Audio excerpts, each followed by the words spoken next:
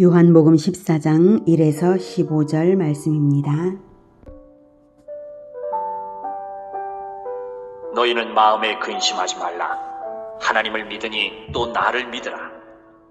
내 아버지 집에 거할 곳이 많도다. 그렇지 않으면 너희에게 일렀으리라. 내가 너희를 위하여 거처를 예비하러 가노니 가서 너희를 위하여 거처를 예비하면 내가 다시 와서 너희를 내게로 영접하여 나 있는 곳에 너희도 있게 하리라. 내가 어디로 가는지 그 길을 너희가 아느니라. 도마가 이르되 주여, 주께서 어디로 가시는지 우리가 알지 못하거늘 그 길을 어찌 알겠사옵나이까? 예수께서 이르시되 내가 곧 길이요 진리요 생명이니 나로 말미암지 않고는 아버지께로 올 자가 없느니라. 너희가 나를 알았더라면 내 아버지도 알았으리로다. 이제부터는 너희가 그를 알았고 또 보았느니라. 빌립이 이르되 주여, 아버지를 우리에게 보여주옵소서. 그리하면 족하겠나이다. 예수께서 이르시되 빌립아, 내가 이렇게 오래 너희와 함께 있으되 내가 나를 알지 못하느냐? 나를 본 자는 아버지를 보았거늘 어찌하여 아버지를 보이라 하느냐? 내가 아버지 안에 거하고 아버지는 내 안에 계신 것을 내가 믿지 아니하느냐? 내가 너희에게 이르는 말은 스스로 하는 것이 아니라 아버지께서 내 안에 계셔서 그의 일을 하시는 것이라. 내가 아버지 안에 거하고 아버지께서 내 안에 계심을 믿으라. 그렇지 못하겠거든 행하는 그 일로 말미암아 나를 믿으라. 내가 진실로 진실로 너희에게 이르노니 나를 믿는 자는 내가 하는 일을 그도 할 것이요 또한 그보다 큰 일도 하리니 이는 내가 아버지께로 가니라. 너희가 내 이름으로 무엇을 구하든지 내가 행하리니 이는 아버지로 하여금 아들로 말미암아 영광을 받으시게 하려 함이라. 내 이름으로 무엇이든지 내게 구하면 내가 행하리라. 너희가 나를 사랑하면 나의 계명을 지키리라. 사랑하는 형제 여러분, 6월 29일 화요일 새벽 묵상에 오신 것을 환영합니다. 예수님께서 공생의 마지막 주간 중 목요일 밤에 성찬식을 제정하시고 제자들의 발을 씻기시고 배반당하실 것과 베드로의 부인을 예언하시고 떠나실 것을 알리시고 새 계명과 귀한 가르침을 많이 베푸셨습니다. 그 가르침과 기도가 13장에서 17장까지입니다. 그런데 배반과 부인할 것을 예언하시고 또 떠나심을 알리시니까 제자들이 매우 근심하고 불안했어요. 그래서 그 마음을 아시고 제자들을 위로하시는데요. 떠나시는 목적을 알게 하십니다. 1절 너희는 마음에 근심하지 말라. 하나님을 믿으니 또 나를 믿으라. 내 아버지 집에 거할 곳이 많도다. 그렇지 않으면 너희에게 일렀으리라. 내가 너희를 위하여 거처를 예비하러 가노니 가서 너희를 위하여 거처를 예비하면 내가 다시 와서 너희를 내게로 영접하여 나 있는 곳에 너희도 있게 하리라. 떠나시는 목적은 천국 처소를 예비하러 가신다는 것입니다. 내일 십자가에서 죽음 당하실 것만을 두고 하시는 말씀이 아니라 부활 승천하실 것을 두고 말씀하신 것이죠. 예수님은 그래서 지금 천국 처소를 제자들을 위하여 예비하고 계심을 지금도 예비하고 계심을 믿으시기 바랍니다. 천국의 처소는 이 땅의 교회의 확장과 연동되고 있음도 또한 미루어 알 수 있습니다. 예비되고 있으니까요. 새하늘과 새 땅이 이 땅의 교회의 확장과 성장에 연동되어서 준비되고 있음을 또한 의미하고 계신 것입니다. 그렇다고 준비가 부족할 수도 있는가 하면 그렇지 않습니다. 천국의 처소는 충분합니다. 그렇지 않으면 너희에게 일렀으리라 라고 하는 말씀은 부족하면 내가 너희에게 미리 말하지 않았겠냐 이런 반문으로 충분함을 확인시켜 주시는 것입니다. 천국에 들어갔는데도 거할 처소가 없는 사람은 결코 없다는 의미입니다. 거처를 예비하면 내가 다시 와서 새하늘과 새 땅 천국 처소가 준비되면 재림하시겠다고 하십니다. 그때는 예수님이 제자들을 영접하여서 영원히 함께 하실 것입니다. 마치 이스라엘의 약혼과 결혼을 연상하게 하는 약속을 남기고 계십니다. 이스라엘 결혼 풍습은 약혼식을 하고서 일정 기간 동안 신랑은 신접 살림집을 준비하러 돌아갑니다. 신부는 결혼식을 기다립니다. 결혼식 때 마침내 신랑을 다시 만나 신접 살림집으로 들어갑니다. 결혼식 이전에도 약혼으로서 이미 법적으로는 신부가 된 것이고요. 자, 그래서 구약 성경에는 하나님과 이스라엘의 관계를 남편과 아내로 비유하셨었죠. 신약 성경은 예수님과 교회 공동체를 신랑과 신부로 비유하고 있고요.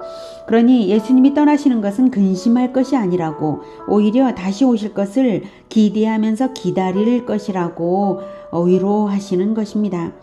4절, 내가 어디로 가는지 그 길을 너희가 아느니라. 어디로 가는지 그 길, 두 가지를 말씀하시죠.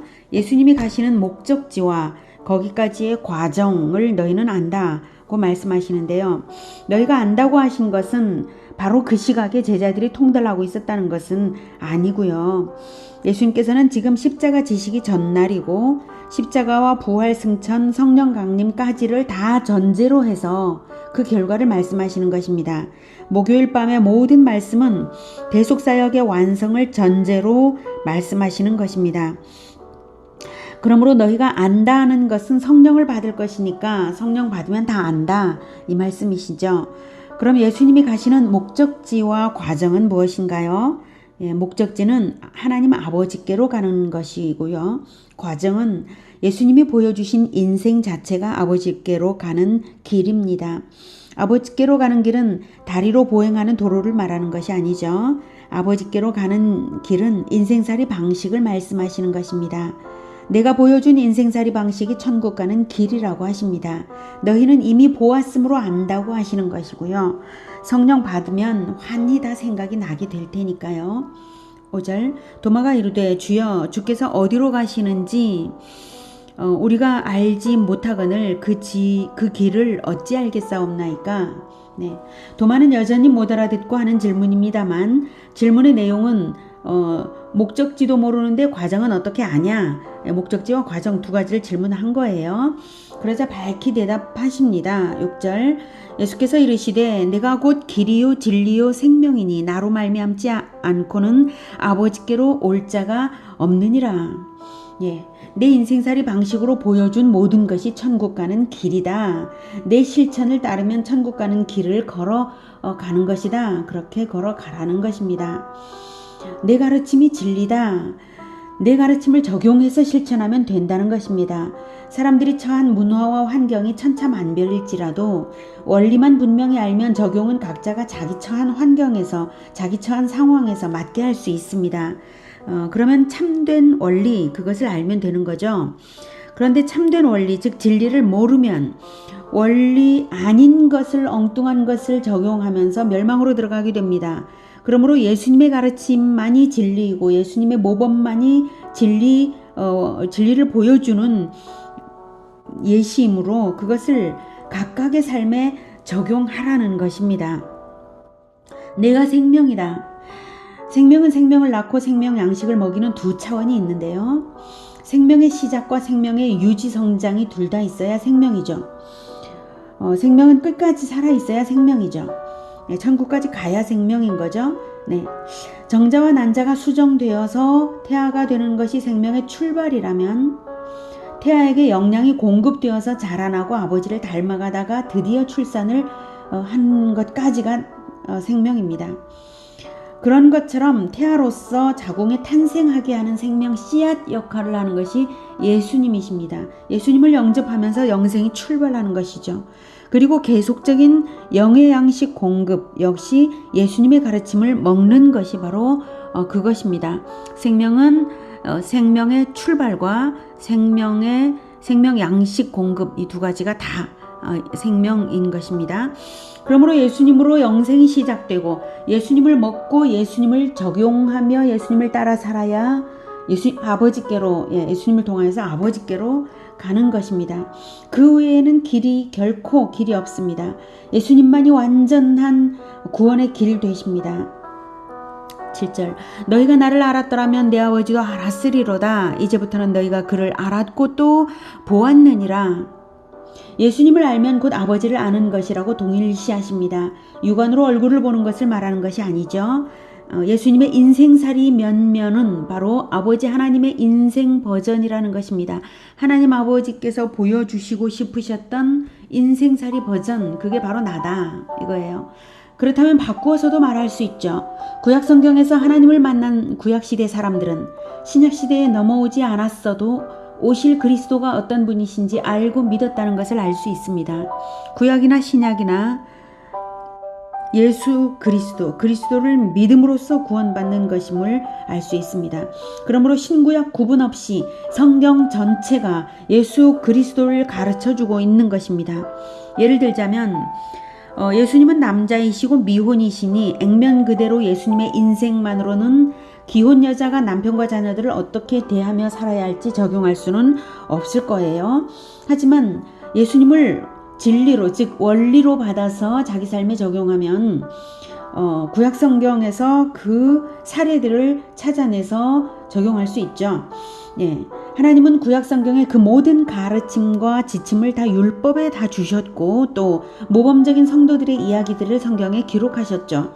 남편을 섬긴 사라, 남편과 연합하기를 사모했던 레아, 아들을 낳아 하나님께 드린 한나 등등이요. 인생들의 사례를 보면서 율법에 맞게 합당한 면모들을 취하여 적용하면 그것이 바로 그리스도의 면모인 것이고 그리스도가 가르치는, 그리스도를 통해서 배우는 진리 적용인 것입니다. 물론 구약의 모든 인물들이 다 모범은 아니죠. 모범적인 인물도 실패 사례를 동시에 가지고도 있죠. 그래서 율법에 대조해서 배워야 하는 것이고요. 그래서 오직 예수님만이 완전한 길이요 진리요 생명인 것입니다. 예수님만이 율법의 요구를 완전히 완성하신 분이십니다. 그래서 이제부터는 너희가 그를 알았고 또 보았느니라는 성령을 받으면 다 깨달아질 것이어서 그렇게 말씀하신 것입니다. 그래서 내가 곧 길이요 진리요 생명이고 그리고 너희들이 성령을 받으면 그것을 다 깨달아서 알게 될 것이니 너희들이 바로 알았고 그를 보았고 알았다. 하나님 아버지와 그 아들 되는 예수님, 예수 그리스도의 가르침 모든 것을 다 너희들이 알았고 보았다. 이렇게 말씀하신 것입니다. 8절 빌립이 이르되 주여 아버지를 우리에게 보여주옵소서 그리하면 족하겠나이다. 예, 아직도 빌립도 역시 못 알아듣고 말하는 것이죠. 육안으로 보여달라고 하는 것인데요. 예, 9절 예수께서 이르시되 빌립아 내가 이렇게 오래 너희와 함께 있으되 네가 나를 알지 못하느냐. 오래 이 과정으로서 보여주셨다는 거예요. 오래 함께 있었는데 그 과정을 네가 못 봤느냐. 예, 나를 본 자는 아버지를 보았거늘 어찌하여 아버지를 보이라 하느냐.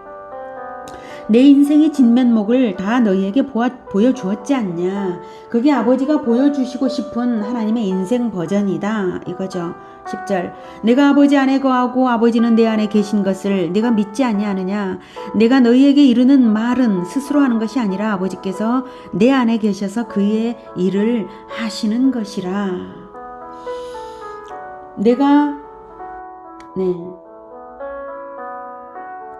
예수님은 하나님의 영으로 충만하심으로 예수님의 말씀과 행함은 전부 아버지와 동일한 것입니다.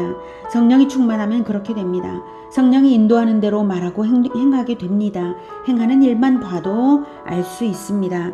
11절 내가 아버지 안에 거하고 아버지께서 내 안에 계심을 믿으라. 그렇지 못하겠거든 행하는 그 일로 말미암아 나를 믿으라.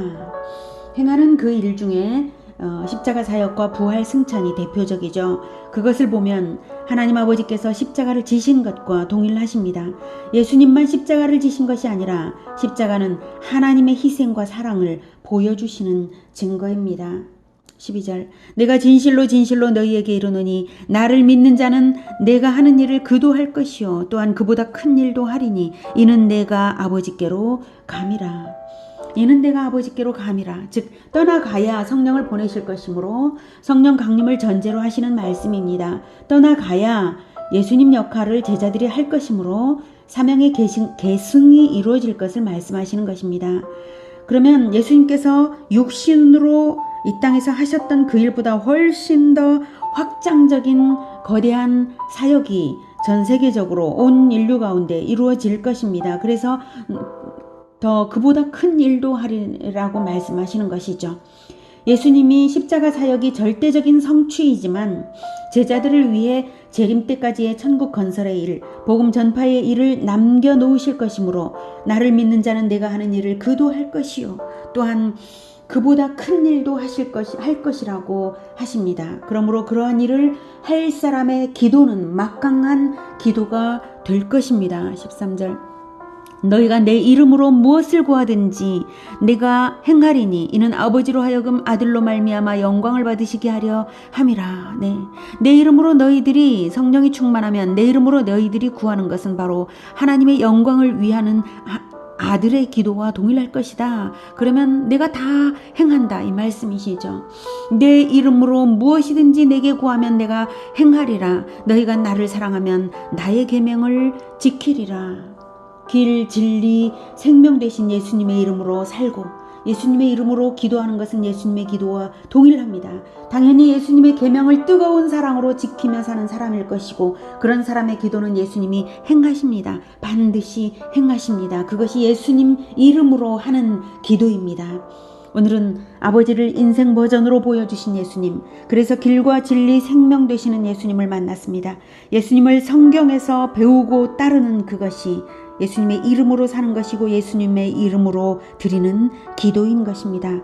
우리의 삶의 길에 예수님이 충만하게 적용되고 나타나고 응답되기를 축복합니다. 기도하겠습니다. 하나님, 우리에게 길, 진리, 생명 되신 예수님을 보내주셔서 온전히 다 보여주신 것을 정말로 감사합니다. 그리고 예수님의 이름을 우리에게 주셔서 감사합니다. 우리가 예수님의 이름으로 살겠습니다. 길, 진리, 생명 되신 예수님을 날마다 더 배우고 날마다 더 적용하며 따르겠습니다.